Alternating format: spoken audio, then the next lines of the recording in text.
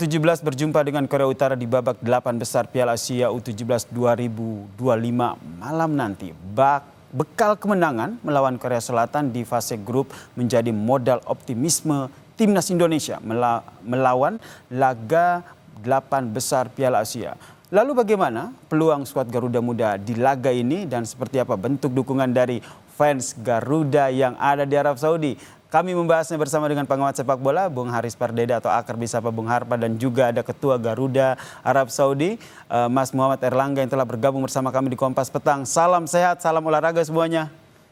Salam sehat Bung Yasir dan juga Mas Erlangga. Saya ke Mas Erlangga dulu nih, karena ini beberapa dalam hitungan jam akan ada pertandingan luar biasa. Bagaimana persiapan di sana? Persiapannya alhamdulillah agak sedikit terganggu sedikit. Karena memang kita untuk pertandingan per-8 final ini dari pihak panitia memberikan stadion yang lebih kecil daripada stadion sebelumnya ya. Jadi banyak dari kawan-kawan kami dari supporter Garuda Arab Saudi yang inti masih kesulitan mencari tiket. Jadi sampai sekarang kita masih berjibaku. Tapi mostly insya Allah dari core tim, dari tim sorak-soraknya sudah 90% sudah dapat tiket. Yang paling berisik nanti di depan. Untuk teman-teman yang lain yang mau datang masih kita berusaha carikan tiket, apakah bisa nonton langsung di stadion atau enggak. Tapi masih tetap berusaha untuk nonton langsung di sana ya, Mas Erlangga. Kuotanya berapa, Mas? Betul. Kuotanya berapa, Mas, yang disediakan untuk supporter Indonesia? Aja iya. Iya, untuk maksimal untuk stadion ini 1000 seat. Itu total, bukan cuma Indonesia saja. Jadi itu yang jadi porter ya di pertandingan sebelumnya. Jadi itu masalah terbesar di situ. Oke, saya ke Bung Harpa. Bung Harpa, ini kalau melihat catatan baik dari timnas Korea Utara maupun dari timnas Indonesia, apa yang akan Anda lihat dari pertandingan hidup mati malam nanti antara timnas Indonesia dan juga timnas Korut ini, Bung Harpa? Iya, pertama kita harus mensyukuri ya keberhasilan tim nasional under 17 ini di bawah Coach Nova Arianto berhasil melangkah cukup jauh, bahkan menyapu bersih dari grup C di babak grup. Dan tadi juga saya mengutip sajian dari tim produksi di mana Coach Nova tadi mengatakan yang terpenting golnya adalah para pemain ini bisa tembus sampai nanti ke level senior. Ya, dari itu saya sangat setuju, itu bukan excuse. Karena kalau kita bisa melangkah sejauh mungkin, misalnya bahkan sampai juara sekalipun, itu hanya titel. Karena empirisme berkata hanya 15-20%. Ya, selama ini tim dari U17 yang katakanlah sukses kemudian bisa tembus ke level senior. Begitu juga menghadapi Korea Utara, walaupun saya yakin 280 juta rakyat Indonesia tentu menginginkan kita menang menghadapi Korea Utara. Pasti itu. Tapi yang lebih penting adalah bagaimana pemain itu bisa tampil apa adanya, tampil juga disiplin, mengikuti instruksi pelatih. Dan ya tentunya kalau bisa menang itu akan menjadi bonus, dan kita akan atau siapapun nanti pemenangnya akan menghadapi Uzbekistan yang sudah memastikan lebih dulu ke semifinal.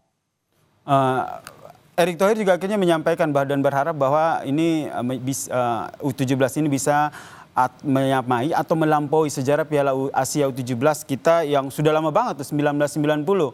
Bisakah terjadi? Peluang itu ada, walaupun besar? Tidak mudah juga.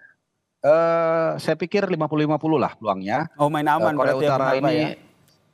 Bukan.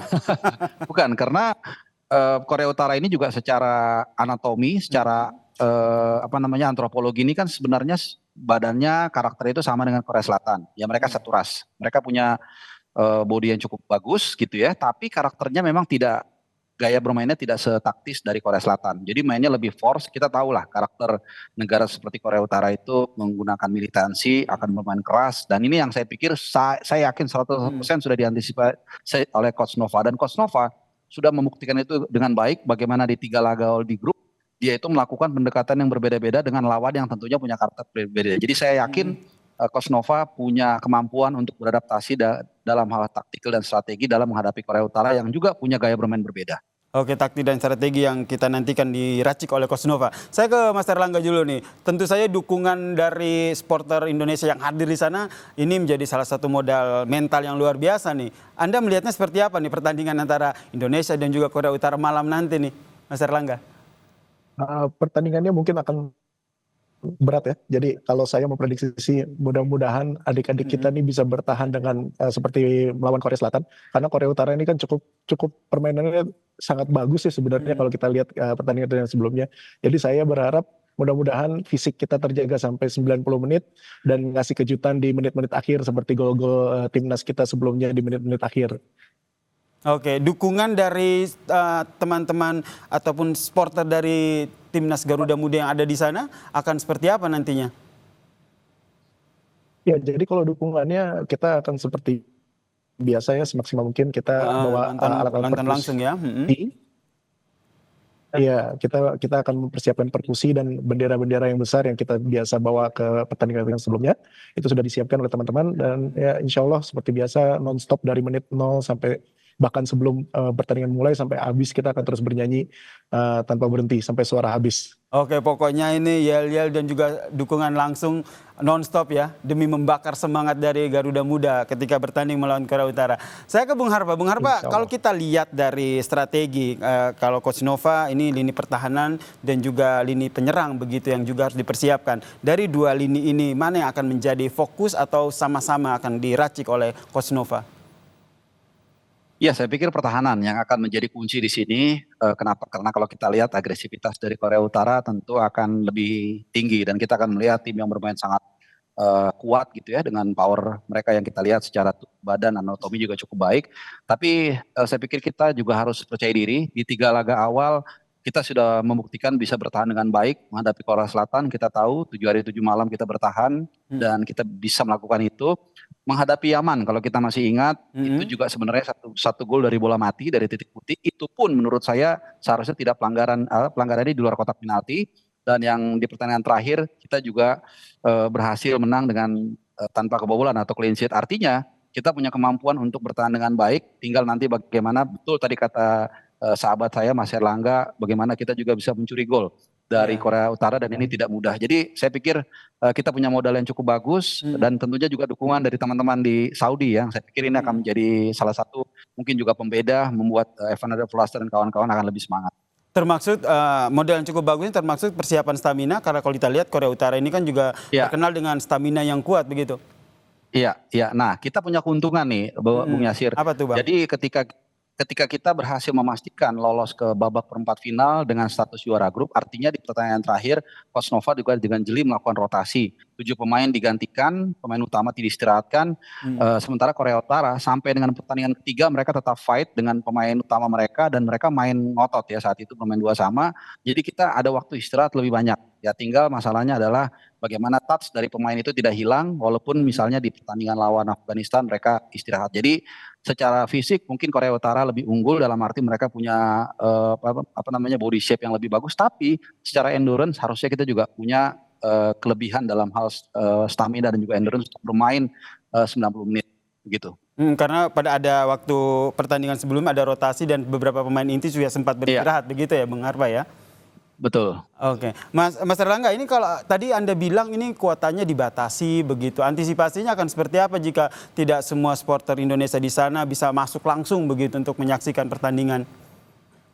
Iya, jadi kita tuh tadinya sempat berencana untuk tetap datang ke stadion di luar ya, tapi mengingat di Saudi ini kan security-nya sangat ketat sekali, jadi sebenarnya kita tidak menyarankan ya untuk teman-teman, apalagi ini kan masih hari kerja dan kick off tuh jam-jam pulang kerja, jam macet.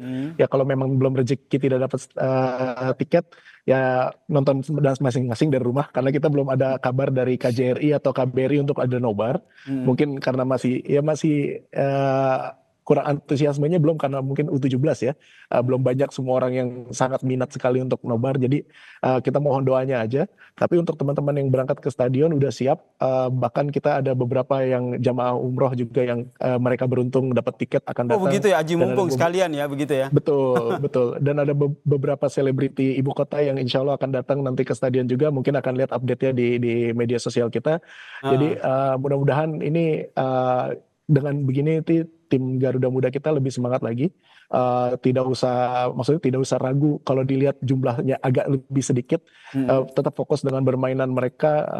Saya yakin kalau mereka tetap fokus, insya Allah fisik kita kuat, bisa lah, insya Allah. Fokus, fisik kita kuat, bisa lah ya ngalahin Korea Utara. Mas Erlangga ini kan juga secara langsung gitu ya melihat bagaimana pola permainan timnas U17 begitu. Dari hemat Anda begitu, apa yang akhirnya menjadi kekuatan utama nih untuk timnas U17 saat melawan Korea Utara? Ya, kalau yang saya lihat kekuatan utama, dan ini benar-benar improvement dari beberapa tahun kita nonton timnas ke belakang ya. Adik-adik kita ini kuat main di atas menit 80.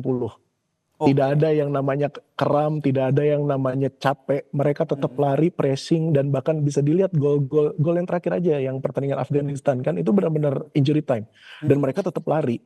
Nah, ini adalah improvement yang benar-benar berhasil menurut saya. Coach Nova dan tim, ada Coach Sofi juga dari performance, ini berhasil mereka bikin adik-adik kita ini bisa main bola tuh lebih dari 90 menit. Ini adalah senjata sebenarnya, Mas, karena biasanya pemain bola itu di atas menit 80 itu konsentrasinya udah turun. Dan yang bermain benar-benar adalah fisik mereka dan insting mereka. Jadi kalau tetap bisa dipertahankan bahkan terus improve, insya Allah bahkan main extra time mungkin adik-adik kita bakal kuat. Oke, ini saya ke Bung Harpa. Bung Harpa, Anda melihat ini nanti kira-kira, saya mau nanya nih, kira-kira prediksi dari Bung Harpa ini kan starting 11-nya memang belum keluar. Tapi kira-kira Bung Harpa melihat siapa aja nih nama-nama yang akan diturunkan oleh Coach Nova? Iya, saya yakin untuk starter itu nggak akan beda jauh dengan line up saat kita bermain di 2 laga di babak grup. Waktu kita mengalahkan Korea Selatan dan juga mengalahkan Yaman ya 4-1 itu saya rasa hampir sama. Di bawah Mister Gawang ada Dava, kemudian juga tentunya di belakang ada trio Iputu Panji, kemudian juga Matthew Baker dan juga satu lagi nomor 16 ya, saya lupa.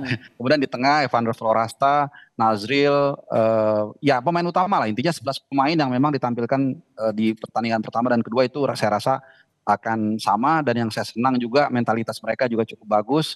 Saya tambahkan sedikit, mungkin tadi Mas Erlangga mengatakan apa yang berbeda nih, salah satunya adalah soal stamina, betul, dan yang kedua juga jangan lupakan mentalitas. Kenapa mentalitas? Kalau kita lihat 7 gol yang tercipta itu 5 itu di menit-menit terakhir. Ya, lawan Afghanistan 90 plus berapa. Kemudian saat menghadapi Yaman 2 gol terakhir diciptakan Evander Florasta juga dari titik putih dan open play atau tapping itu juga di menit-menit terakhir. Jadi ya saya pikir itu yang membedakan. Jadi mereka tidak menyerah. Korea Selatan juga saya lupa. Kita mencetak gol kalau nggak salah menit 87. Jadi dari 7 gol itu 5 gol itu kita ciptakan di masa-masa terakhir pertandingan. Ini menunjukkan bahwa fighting spirit yang ditunjang tadi yang dikatakan Mas Erlangga, staminanya juga mumpuni sehingga kita bisa menunjukkan karakter dan mentalitas kita yang tidak mudah menyerah sampai dengan menit terakhir. Ya, persiapan maksimal untuk melibas Korea Utara. Terakhir, prediksi dong, Bung Harpa dulu deh.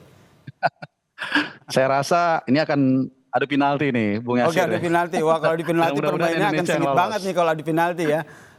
Seperti itu kira-kira. Adu penalti dengan kemenangan Indonesia pastinya kan? Amin, pasti. Amin, pasti. Kalau Mas Erlangga berapa prediksinya? Jangan adu penalti juga ya. Ya, kalau saya mungkin 1-0 mungkin ya. Mungkin akan begitu 1-0 atau 2-1 ketat, atau ya mungkin ada penalti. Jadi memang ini ujian mental dan fisik dari adik-adik kita kali ini, insya Allah bisa lah. Amin ya rabbal alamin. 1-0 untuk Indonesia. Ini prediksi dari Mas Erlangga dan harapan kita semua ya. Pertandingan malam ini bisa disuguhkan dengan maksimal oleh timnas Indonesia U17. Terima kasih Bung Harpa dan juga Mas Erlangga telah bergabung bersama kami di Kompas Petang membahas bagaimana persiapan timnas U17 untuk melibas Korea Utara malam nanti. Salam sehat semuanya.